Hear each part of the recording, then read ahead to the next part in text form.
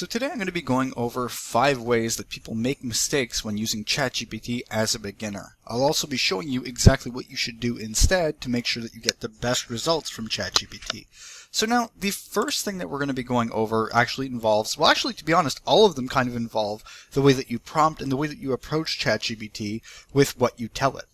So for instance, the first mistake that people make is that they are way too vague. They are way too vague when they are trying to make a statement. So someone might say something like this: help me with my resume, then they'll upload the resume, and ChatGPT really doesn't have enough context and understanding of what it should be doing. Sure, it can, generalize and come to conclusions on its own, but this is not the best way to approach and get the most out of ChatGPT, especially as a beginner. So what you should do instead is to actually give a prompt more similar to this. It's the same idea, but you're more detailed. So for instance, here I would say, act as a resume writer. Here's my current resume, and you would paste it or add it however you would. And you would say, here's the job posting. You add the job posting. Rewrite my bullet points to match the role, keep it one page, use strong action verbs that include measurable results. Ask me 3 questions if anything is missing. And this is a big one here, because by doing this, you're actually asking ChatGPT to give you more context of what it needs to do the best things for you. So by simply having more detail and including more information in your prompt, you will get a lot more out of ChatGPT, as opposed to just being very vague with the prompt that you're using, such as help me with my resume. Another major issue that people run into with ChatGPT, at least in terms of prompts, are things like this. Someone might say, write a YouTube description. Now, this is fantastic in terms of, you can get to the point and get a YouTube description quick, but without giving examples. The issue is that people don't give examples to ChatGPT so they can get more context and understanding. It's kind of similar to the first one in regards to you being too vague, but with this, you actually, by giving examples and an idea of what exactly you want, that'll actually help ChatGPT understand and actually give you way more in terms of product when you give it the proper prompts. So for example, instead of saying write a YouTube description, just generally, you would say something more like this.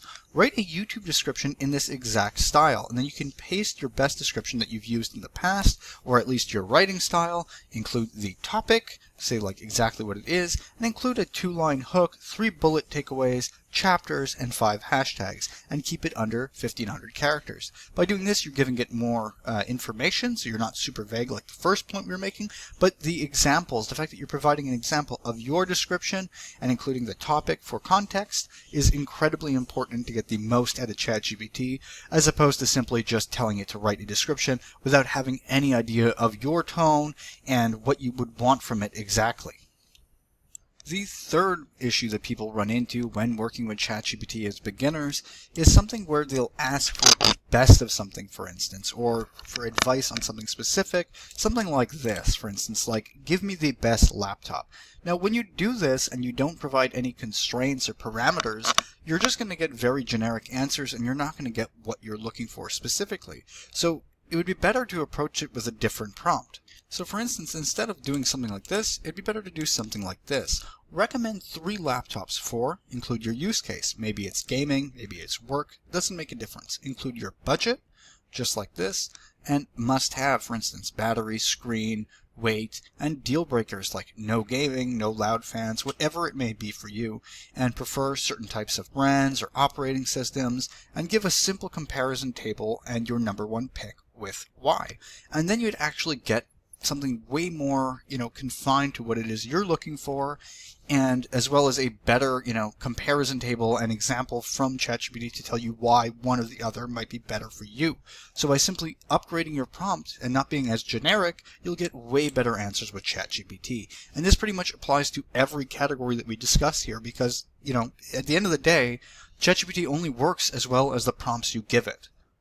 Now, the fourth issue that people run into while working with ChatGPT as a beginner is something like this. For instance, they'll say something like explain Windows 11 security or explain, a topic that they're studying in class. And the issue with this isn't the question itself, it's that you're not forcing it to actually have structure. And when you don't have structure, it can basically make it into something a lot more messy, and you're not going to get the responses that are concise and perfect for what it is you're looking for. So by doing it like this, where you say, for instance, explain Windows 11 security for beginners, output format must be, and then you can say like this, one sentence summary, 5-step checklist, settings path plus what it does, as well as common mistakes to avoid.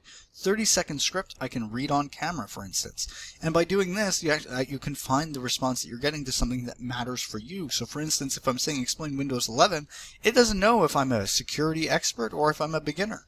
So by telling it what I am and what I need and what I'm trying to do, by adding more context and more parameters and instructions and overall structure, you will get a much better response when using ChatGPT. Now the fifth and final mistake that people make while using ChatGPT looks something like this. They'll ask something like, what are the best stats for tonight's game, or what are the best bets I can make on tonight's game, or anything like that. It doesn't have to be gambling related, but anything similar to this. Now the issue with things like this, especially when it's regarding live info or things that are current and, in our current, like something that actually is time sensitive, for instance, like sports games or rosters. ChatGPT can be very confident in something yet be completely wrong. It's happened to me multiple times while working on NFL bets and NFL DFS and fantasy. And essentially, I would ask it questions and it would tell me as if certain players are on rosters that they're not and be 100% sure and literally argue with me. That's why instead of doing things like this, where it says, what are the best stats for tonight's game, you create something more like this, where you say, before answering, list what you need to confirm. Date, teams, injuries, then give your answer using only information you're confident is stable. If anything is time sensitive, tell me exactly what I should verify and where inside the app site I can get it. And something like this will give you way better responses from ChatGPT to get the actual information you're looking for.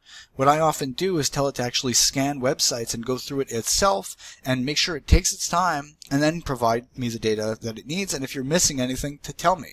By simply just giving it more context and, having it really dive into what you're trying to do, you'll get way more out of ChatGPT. So that's about it. Everything pretty much is structured in terms of the prompts you use. That's the most important thing. These 5 little mistakes that people make are easily fixable. And it's literally the difference between ChatGPT being a fantastic tool and borderline useless. So hopefully you guys found this video helpful. If you did, please like and subscribe, and have a nice day.